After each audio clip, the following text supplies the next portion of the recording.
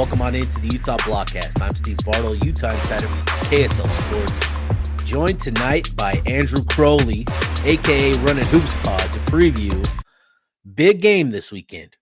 Saturday night at the Delta Center, Mississippi State versus Utah in a pretty fun neutral site matchup for the Runnin Utes.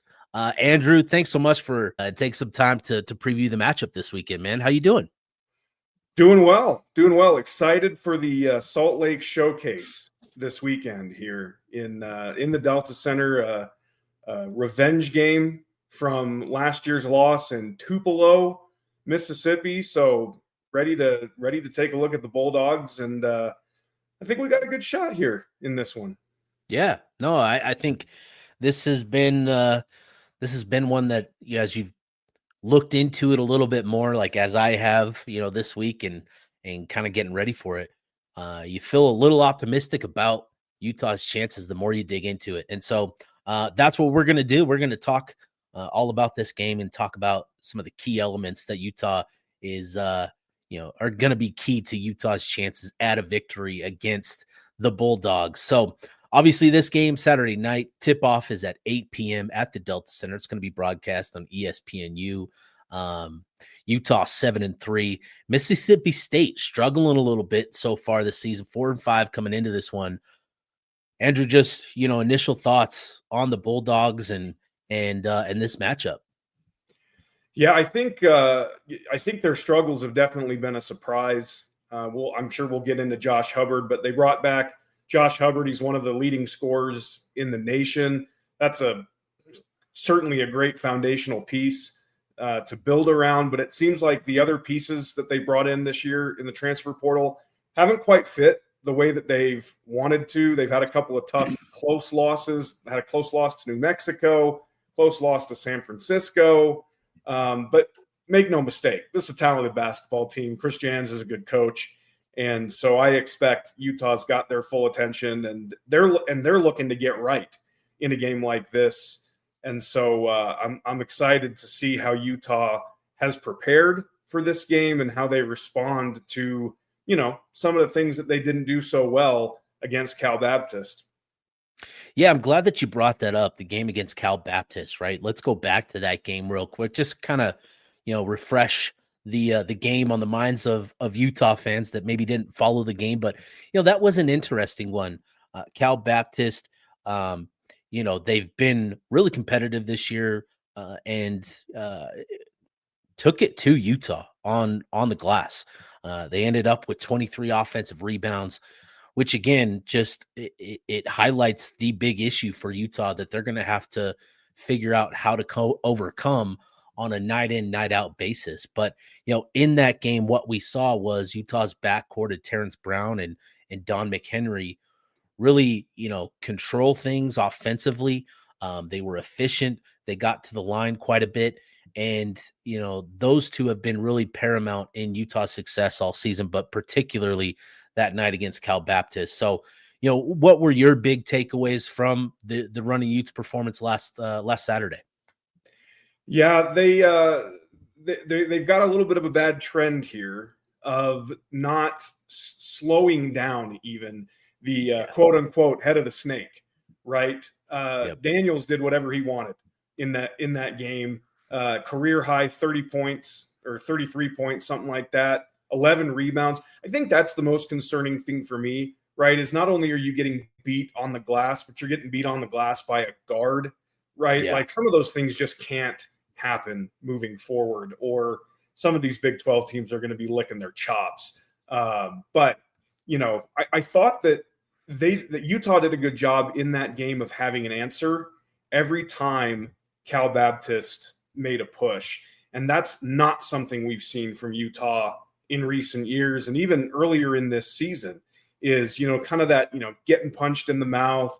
The other team gets a little bit of momentum and you don't have an answer. In this game, they had answers. And like you said, it was Don McHenry, it was Terrence Brown, Jacob Patrick hitting some timely threes. And so I was impressed by that for sure. No, and I think that's a great point is, you know, those two, Brown, McHenry, really did a lot to provide those responses throughout the game. And it's been interesting with Utah on the defensive end of the floor. They've started out really started out this season really poorly on the defensive end, just kind of sloppy and disconnected. But over the last few games, we've seen a more connected defensive unit. Still, not great, far from great even. But we're seeing greater attention to detail. We're seeing greater effort and more consistent effort on that end of the floor where Utah's been able to string together, a series of stops throughout the game. And against Cal Baptist, that was the case, which was really important because, there were a couple of possessions where Cal Baptist, was able to secure 2-3 offensive rebounds, which led to their 31 second chance points. But beyond those possessions, Utah did well enough on the defensive end of the floor to get stops and to generate some runs to keep that lead at 5, 6, 7, 8 points and that throughout the second half. So one thing that I was interested in, being there at the game, Keanu Dawes, we've talked about him a lot, right? We both believe that he's a tremendous talent. He's got a lot of potential still to tap into. And being there at the game, Alex Jensen was on KD throughout the night. Shots he passed up, decisions he made, and that was really evident that it seems like Alex is trying to get KD to buy into him being a genuinely good player. And I think we saw some things. You look at the numbers and he finished with 10 points, but it was really the assists. I think he finished with 6 or 7 assists on the night. Is that going to be something that you feel Utah needs from him pretty consistently? Is that playmaking or just what do you make of Keanu Dawes and sort of what we're seeing from him so far? Yeah, I think, his shot has not been there this year. And Alex hasn't been shy about saying, look, I want him shooting. I want my guys playing confidently, taking shots confidently. But I think that, when it's not working for you, you got to find other ways to contribute. And we've seen KD do that with create, rebounds on both sides, creating extra possessions. And so if those assist numbers are one of the ways that he can help contribute, getting it to a cutter or a kick out three, I think that's great. He's still, to me, the biggest reason as to why Utah's going to have success this year or not have success. Yeah. He's a double machine. He should always have 10 and 10, in my opinion. That's kind of his baseline. And so he's just got to flip that switch and just get mean, faster. Yeah, no, for sure. And I think that is what Alex is trying to get out of him. Because he is kind of the big X factor. We're kind of seeing, that you can count on Brown and McHenry for at least some bulk of the production offensively, at least, right? Those guys are going to get to the line. They're going to knock down shots. But Utah needs that third and fourth player to emerge that they can count on pretty consistently. And I think Keanu Dawes is the big X factor where if he starts to really play up to his potential, it does a lot. It changes a lot for Utah. So, all right, enough about the game last week. Let's turn our attention to the matchup this week. And, with the Runnin Utes, coming into this one, 7-3 again, Mississippi State 4-5. And with losses in 2 of their last 3 games, this is going to be a great opportunity for Utah to get another valuable win over an SEC opponent. And what is going to be the big key for Utah in this game, Andrew? Yeah, a chance to own the state of Mississippi, right? Like in whatever they call that map, right? I don't. Now I've lost it, but you know what I'm saying. You people know what I'm saying. Yeah.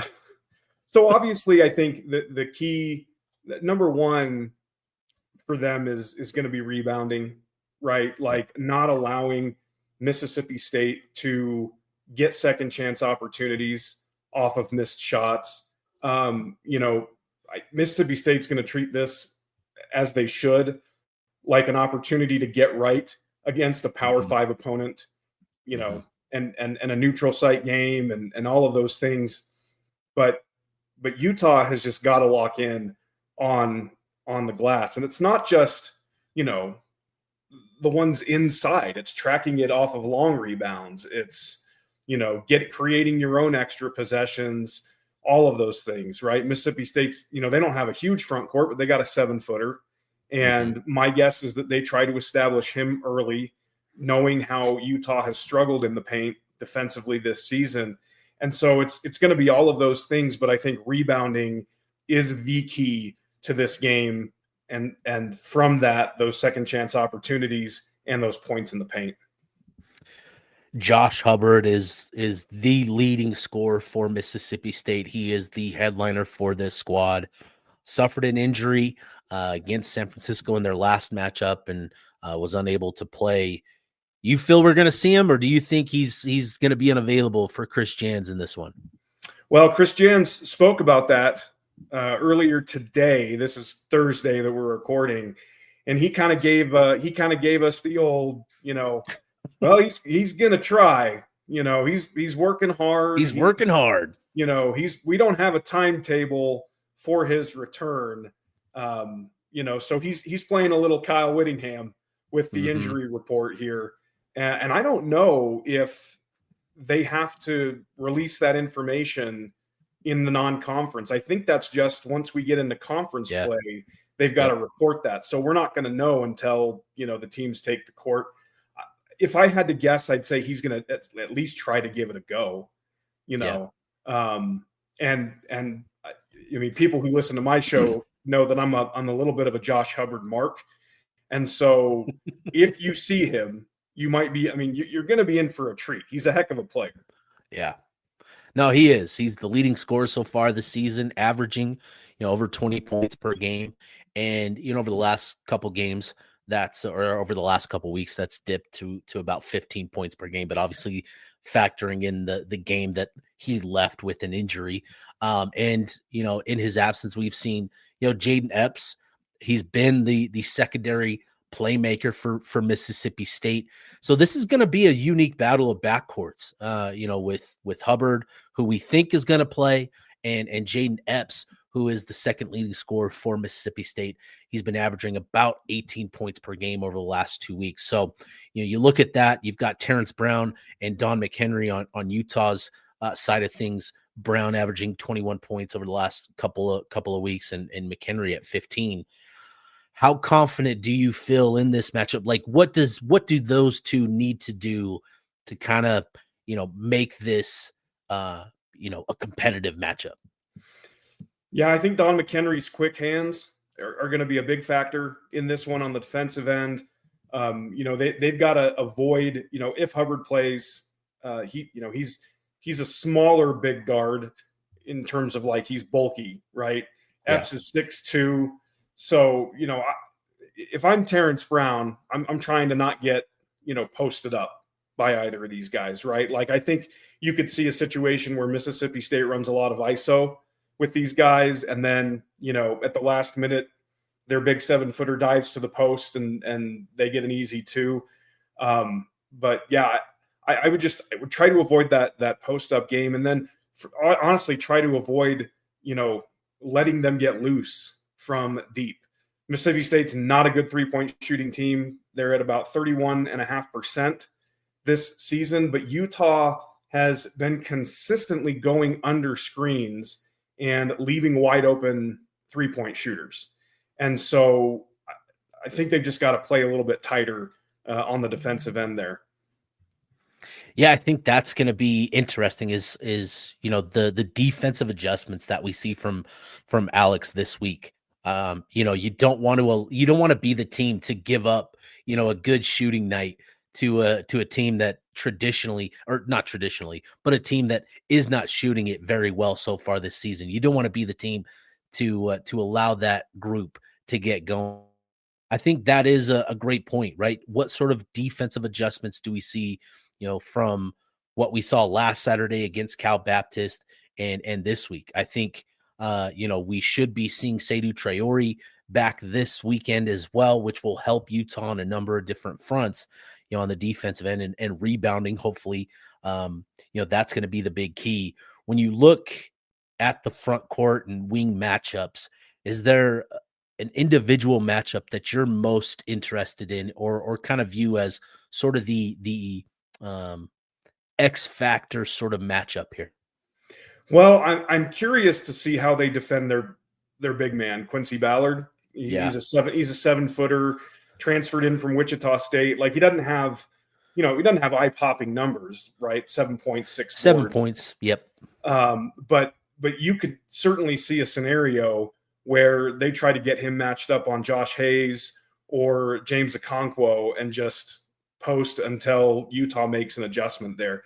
So I'm very interested to see what they do with him in that matchup. And they've got some other athletic bigs, Achor, who had a cup of coffee at Kansas State, and before that was at Samford. He's an athletic big.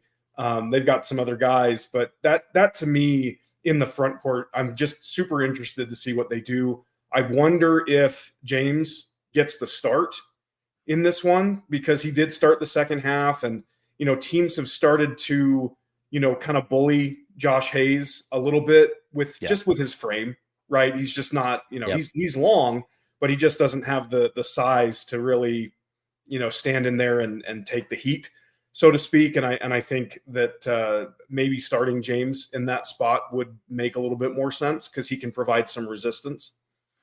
Yeah, no, I think that I wouldn't be surprised if we do see that change, just given the matchup, but then also, Okonkwo being a little bit bigger, being a little bit more athletic.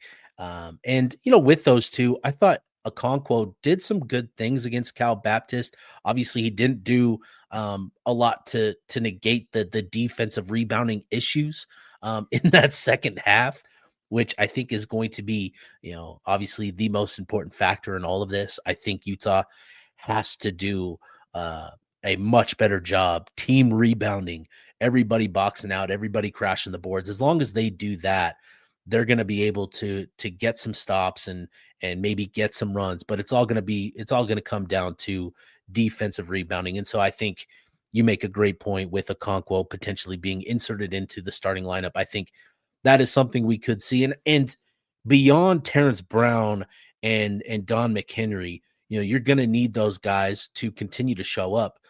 But I'm really interested to see where Utah can get some easy buckets for the guys that don't produce big, right? The Josh Hayes, the Jacob Patrick, I want to say, but not necessarily him. Kendall Sanders, right? Can you get those guys easy opportunities, easy buckets to get them involved to sort of counterbalance, what they may be giving up on the defensive end of the floor? I think that could be when you're looking at this matchup and looking for the, difference in the margins, that could be a key element, is trying to create easy buckets for those guys in particular, because Brown, McHenry, Dawes, they're going to be able to score, but can you create some of those easy opportunities for guys that haven't done a lot of producing so far this season? Well, it's one of the things we saw against Cal Baptist in a negative way, where, Utah would go to double somebody and then leave their guy wide open, and nobody would backfill on the rotation for an easy dunk. The Runnin Utes need more of those easy dunks, right? They need guys diving to the post, and getting open for the easy play. And there's no question that they're going to try to get the ball out of Terrence Brown's hands, get the ball out of Don McHenry's hands. They're not going to let those guys get to the hoop, or at least not let them get to the hoop without some resistance. And so I do think that there are some opportunities for easy passes, lobs, and that's where a guy like Seydou could really elevate his game. That's where, frankly, a guy like Ja'Kai Howard, who, we finally saw get off the milk carton this week with Seydou being out. Like, I think that he's a guy that, could certainly, in a very specific role, help this team get those easy buckets. Yeah, and I'm glad that you mentioned Howard. I think what we saw from him Saturday night, right? Those limited minutes, but he attacked. He brought effort. He brought energy, and for him, there's obviously things that he's got to address and work on and get more comfortable with. But I think if he can buy into being that sort of effort player, right, that can be the door crack that he needs to see more opportunity moving forward. He's got all the potential in the world. He's got to learn, how to play team ball. He's got to learn, his role and buy into those types of things. But man, he's got potential. You see it. You see the hustle. You see the athleticism. He grabbed a number of rebounds as soon as he hit the floor, which made a difference. It led to a number of second chance opportunities. And in this sort of matchup, I do think that can be another element. And that can help Utah is finding those hustle points. And, if you can get Jakai to do that, that's a big thing. And so, with Jakai and with this game, I'm curious, like what sort of tempo, what sort of pace, how do we feel this game is going to go? Do we feel like this is going to be a defensive slugfest? I feel like it's going to be more of an up-tempo, back and forth type of game because Mississippi State, they like to get possessions, but then, Utah defensively not giving up a lot. They also like to get points on the board. Do you think we see a pretty up-tempo contest here? Probably, just because, it's, Utah's not exactly a defensive juggernaut, right? Like in the past when they've had a lot of shooting and a lot of offensive weapons, we've seen them, we've seen Mississippi State try to kind of grind out games, and we could certainly see that again, but Mississippi State also doesn't have the same level of talent that they've had in the past of guys that are really excellent shooters, guys that can take you off the dribble, and then those bigs that just dominate down low. So I do think this is a little bit more of an up-tempo game. I'm not sure it's going to be a super pretty game in terms of like made shots, right? You're in an NBA arena, different sight lines, right? All of those things, guys trying to sort of make their mark on the big stage. But I certainly could see an up-tempo game. Do you think that, obviously, I shouldn't say do you think that, but obviously that plays into Utah's favor if it is an up-tempo match? It should, especially with, with Terrence and, we go back to the same three guys, right? But Terrence and Don and Seydu, right? Those guys are all athletic. They can all get to the rim. They can all run the floor. The question then becomes, which, is the challenge they had against Cal Poly and Grand Canyon and, Ole Miss to a certain degree, where it's like, can you get back in transition? Yeah. Even on a made bucket, you still have to get back so that Mississippi State's not getting easy buckets on the other end. And so it's one of those things where, like, I think it can certainly work in their favor. And then if they lock in on the defensive end, all the better. Yeah, I think tempo, securing rebounds, transition defense, all the things that you don't want to take for granted, right? Like these are staple things that you need to do and those types of things. But those are the keys really to Utah potentially getting a win or not against Mississippi State, are those foundational principles that you got to do. So with this game, I'd be curious, Andrew, is there an underlying dynamic or element that you think could be key to Utah getting a win over Mississippi State, like 3-point shooting or pace, or is there something along those lines that you're looking for that could be kind of the determining factor in a Utah performance here? Yeah, Josh Hubbard not playing. No, but I I think they got to attack. Like one of the things that was frustrating about the Cal game and then the Cal Baptist game too is that they would attack but then stop and like shoot a floater in the lane, right? Instead of getting that high percentage look at the rim. I just think that they've just got to attack for the full 40 minutes. They like to take the air out of the ball a little bit when they get a lead or when they, start to, I don't know. We've talked about them over dribbling, right? Abby's done that. TB's done that. Yeah. I just want to see them go to the rim. And I think that if they do that, then the 3-point shooting opens up, right? Like guys like Jacob Patrick, and Don McHenry, like those shots are going to be there for those guys if they can do those fundamental things that we've talked about, but then also getting as much done in the paint as possible, as early as possible, like in the shot clock. Yeah, I think that's going to be really interesting is, can this offense, it's done a good job of creating open corner threes that Utah has been able to convert. Jacob Patrick specifically has been really good knocking down those open looks. And I think that's going to be a key element here is, can Utah continue to create those open 3-pointers that they've been generating in the corner? And they've been working this offense with the pick and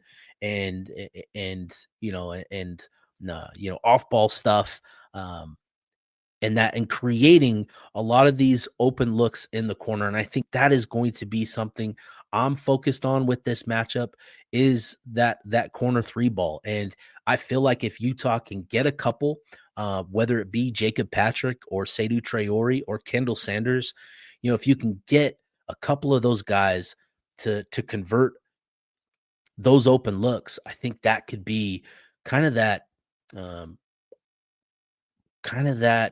that element that just, surprises us, right? I think that could be the underlying element that really helps Utah in this matchup. It'll go a long way for them. I mean, there's no question, Yeah.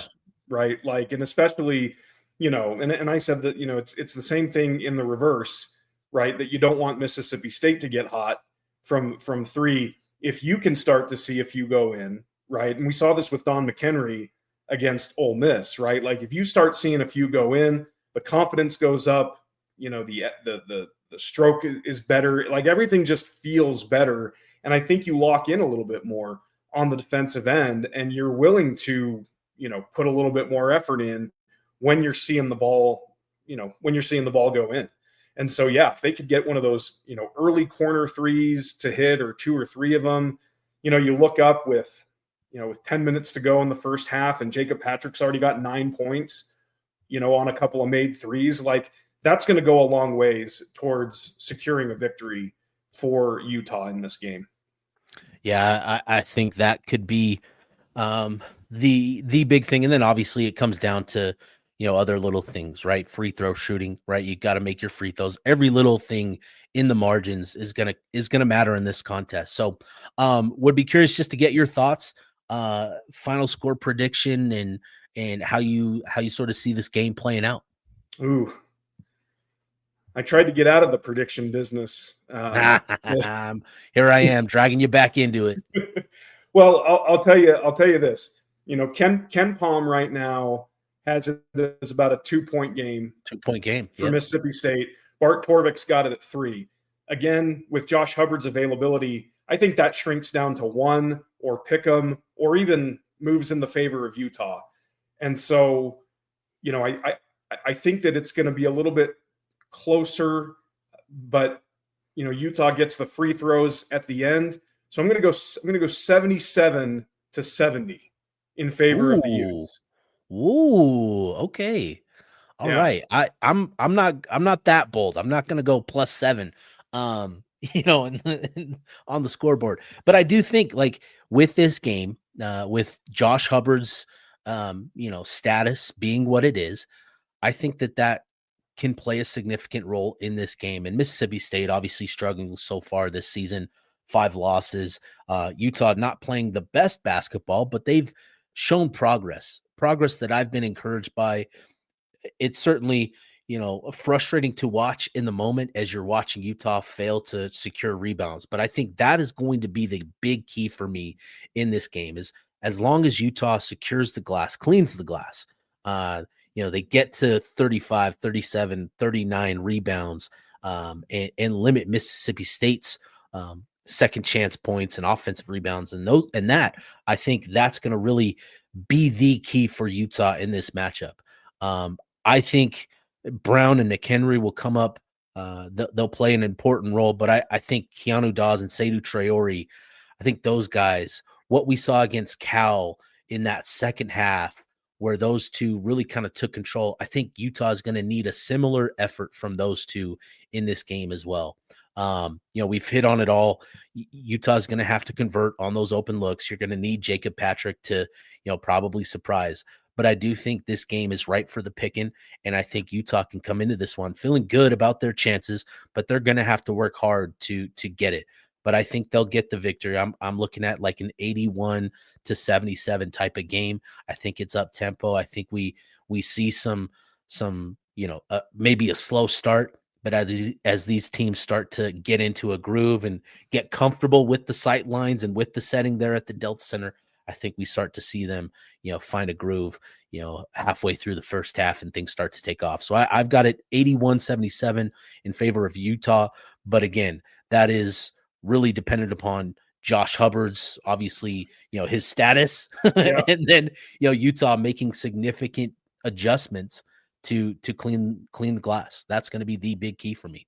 Yeah, and I think one of the things I said on my show on my most recent episode is that these last 3 games in the non-con are really going to show Utah's ability to prepare, right? Because they've got a week, they've had a week to prepare for Mississippi State. They're going to have a week for Eastern Washington, and then more for Washington. It's the holiday mixed in there, but still, like they're going to have a week to prepare for this Mississippi State team, to make those adjustments. It's been all practice, right? There's no midweek game to distract them, nothing like that. And so this is where we need to see those strides. Yep. This is where we need to see that progress and have them, sort of stop repeating some of the mistakes that they've made through their first 10 games.